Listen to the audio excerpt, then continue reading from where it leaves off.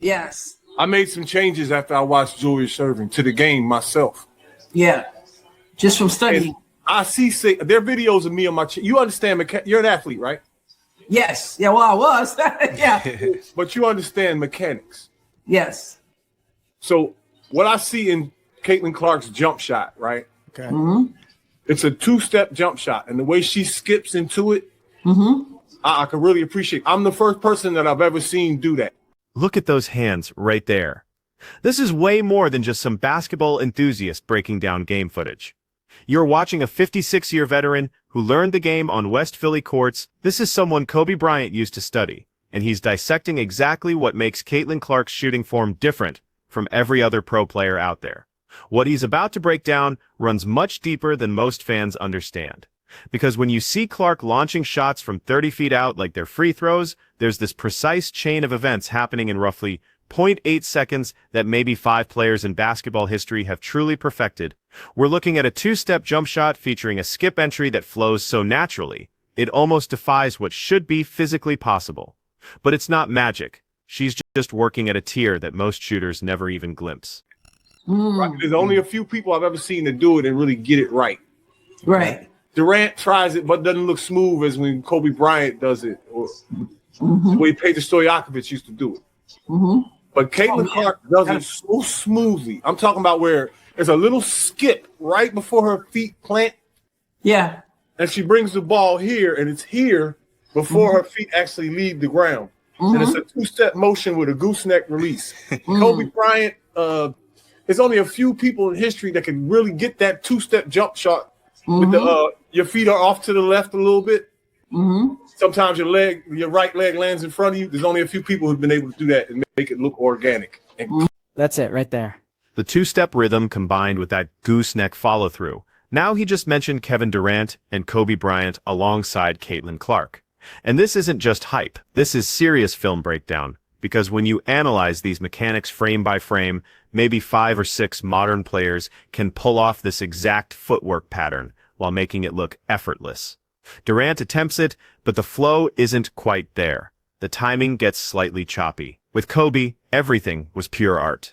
Each piece flowed into the next perfectly. And here's Caitlin Clark, just 22 years old in her first WNBA season, executing it with the same smoothness that took Kobe 10 years to develop.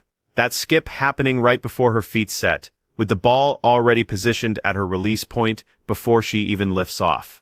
You can't just drill that in practice sessions. That comes from thousands of reps building the kind of muscle memory most players never achieve. She also has this thing she does when she flicks. She has several different releases. I don't know if people are paying attention. And her skill set is like no other. I've argued with people about Asia Wilson, and because everybody calls her the best in the league. Right. There's no way possible that she has anywhere near the skill set Clark has. And the way they defend Clark automatically makes her the best person ever. This is where the real technical stuff kicks in. He's breaking down that right leg placement ahead of the left, the angled foot positioning, those variable release points. These aren't small tweaks. These represent the exact mechanical edges that let Clark shoot over defenders who are bigger, quicker, and can jump higher than she can.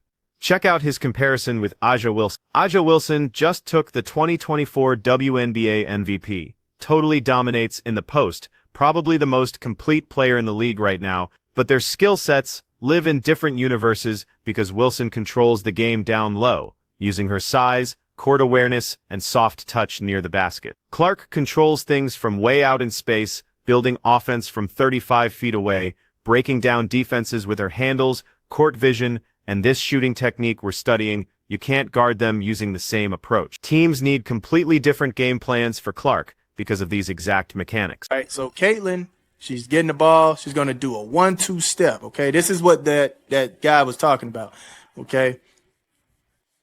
A little fake, 1-2, bang, bang, and then shoot it, okay? That's the 1-2 step. This is not necessarily exactly what he was talking about, but it's a part of what he was talking about. I just kind of want to break it down because her actual 1-2 hop step is kind of a rare thing a little bit. So no matter if it's off the dribble or a standstill jump shot, that is what this is.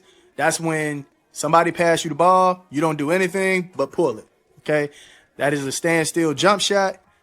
Mechanics are still there. All right. This is the 1-2. She had the 1-2. She did the 1. She caught the ball on the 1. The 2 is coming. Okay. Right here. The 2 is coming. Once that 2 come, boom. She pulling up in the same mechanics. Right at the shot pocket. Coming up. Flicking the wrist. Knocking it down. Okay. So now we're diving into the real technical breakdown. This is usually where people check out mentally, but stick around, because grasping this 1-2 step sequence is what unlocks why Caitlin Clark can pull up from literally anywhere with defenders all over her. Watch that pattern one more time. Catch, 1-2, then hop. This isn't the standard hop you see from Dame Lillard or Steph off their dribble moves. It's not just a basic gather and elevation. There's this extra timing step mixed in that creates space and gets her into shooting position quicker than defenders can process. That's exactly why she gets clean looks, even when she's supposedly locked up tight. The pump fake before that 1-2 sequence matters hugely too. It locks defenders in place for just a moment. Barely any time at all, but enough for her to flow into that footwork pattern. And since the ball is already moving toward her set point during the hop, not after she lands, she's getting her shot off a full 1/10 of a second faster than shooters who lift the ball up after they jump. In basketball, 1/10 of a second separates clean looks from blocked shots. Here go another one. 1-2. You saw that? She caught it. 1-2, then pull it. Okay? So this is a part of what he's talking about. We're going to get into exactly what he's talking about, though. And as you can see, remember he brought up that right leg lands in front of the other leg. That's this right here. That's what you're seeing. You see that right leg in front of this? And it's because she's slanted. That elbow is lined up with the rim, okay? And we're going to talk about the elbow, where the hand placement is. We're going to talk about all that. Here go another one. Little fake. 1-2. Popping. Okay, so right here, this is what he's talking about. Now, this is more so on the hop, but she kind of add the 1-2 into it. It's a smooth move that a lot of... Right there, that crossover flowing into the 1-2 hop. Most players use a basic hop where both feet come off the floor at the same time after they gather. Clark does something completely different. She's got this stutter step, almost like she's skipping, where her right foot plants, then her left, then both feet set, and she's already in her shooting motion. It looks like traveling when you watch it live. Defenders assume it's traveling, but it's perfectly legal. It's just this unusual rhythm that messes up the timing on defensive contests. By the time defenders figure out she's actually shooting and not still gathering, the ball is already released, and here's what makes this even more deadly in the WNBA. The three-point arc is closer than the NBA line, but Clark routinely pulls up from NBA distance anyway, so she's launching from 25, 27, 30 feet, using this advanced footwork that most WNBA defenders have never had to handle before. They're programmed to guard shooters who plant their feet and rise straight up. They're not ready for someone who skips into their shot with this kind of rhythm change. Look at the standard hop he just demonstrated. That's how 95% of shooters operate. Single dribble, gather, hop, it's predictable. Defenders can time their contest, but when you add that 1-2 stutter before the hop, you're introducing a wild card that destroys the defender's timing. They jump too soon, or they freeze completely because they're still figuring out if you're shooting or driving. Players don't do. All right, so watch this. She's crossing over. Watch the legs. 1, 2, and a hop with it. And a hop with it, okay? This is what he's talking about. And it's real smooth. It's a small thing on the mechanics, but it's real smooth. Okay, this is a simple hop. Hop over, boom. She kind of did it again off the pass, but knockdown, boom, off the hop. Off the one hop. Now check this one. 1-2, come back. She did it again right there. It's like a 1-2 and then hop. It's a rare little move that she's doing, man. It's really smooth how she's doing it. Like you almost think she's traveling the way she's doing it, but she's not. A little crossover. See, that's a hop. That's the hop, okay? That's a regular hop. Y'all saw the difference. Now we're getting into the real biomechanics. Angled feet, elbow lined up with the rim, right leg stepping forward of the left. None of this is random. This is pure engineered efficiency. When your feet angle slightly away from your shooting hand, two things happen. First, it opens your hip, which creates quicker rotation into your shooting pocket. Second, it naturally lines up your shooting shoulder, elbow, and hand in a direct path to the basket. That alignment is absolutely everything. If your feet are square and your elbow drifts out, you're fighting your own body to get the ball to the rim. You're engaging extra muscles, creating unnecessary movement, burning precious time. Clark's angled feet let her catch the ball on her left side and bring it directly up into her shooting pocket without any wasted sideways motion. Watch Steph Curry's feet on catch-and-shoot threes. Same angle, always angled. Kevin Durant, identical. Kobe Bryant, exact same thing. That's not coincidence. That's pure physics. And that right leg stepping forward is a natural result of the angle.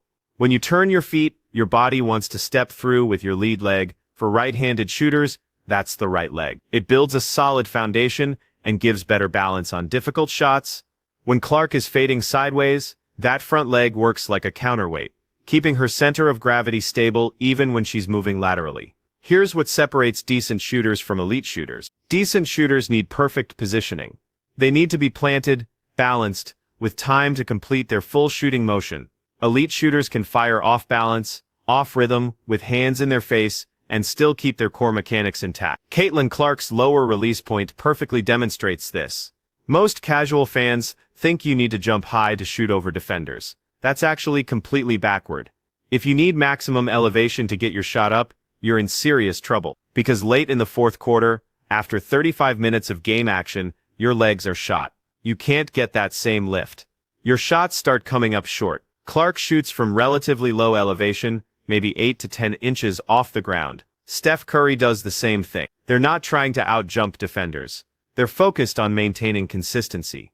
When your release point stays low and your mechanics stay sound, you can repeat that exact shot in minute 1 and minute 39. Your legs aren't a factor anymore. The shot becomes purely about rhythm and feel. And let's break down that shooting pocket. The shooting pocket is where you position the ball before lifting it to your release point. For Clark, it's low and to the right side of her body. For Steph, very similar. For Kevin Durant, slightly higher but still offset. The secret is getting the ball to that pocket as fast as possible after the catch or dribble. The quicker you get there, the quicker you can shoot. When Clark catches on her left side and her feet are already angled right, the ball only travels about 14 inches to her shooting pocket. If her feet were square, that ball would need to cross 20+ inches across her body. That's 6 extra inches of movement, which cost roughly 2.15 seconds of time. Might not sound like much, but in basketball, that's what separates open threes from contested threes. Now the elbow positioning. When your elbow sits directly under the ball, pointing at the rim, you're building a straight line from shoulder through elbow through wrist to the basket.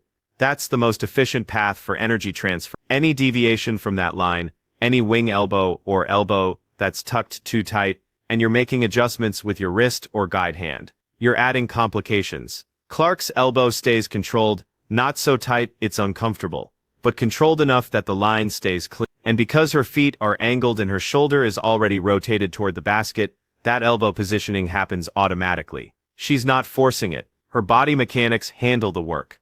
The guide hand is another crucial detail. Clark's guide hand sits high on the ball, almost to the side. It's not underneath providing lift. It's just there for control. The actual shooting force comes entirely from her right hand. Her left hand releases right at the shooting point. You can catch it in slow motion. The ball leaves her right hand while her left hand is already falling away. That's textbook form. If your guide hand stays on too long, you're adding unwanted spin or rotation. If it comes off too early, you lose control. Clark's timing is flawless, and that doesn't develop overnight. That's years of work. Thousands upon thousands of shots. Constant fine-tune. Let's discuss the gooseneck release mentioned earlier. That's when your wrist fully cocks back at the set point, creating an angle that resembles a goose's neck. When you release, you're snapping that wrist forward and following through. The gooseneck creates more backspin on the ball, which means softer touch on the rim. Shots with proper backspin are more forgiving.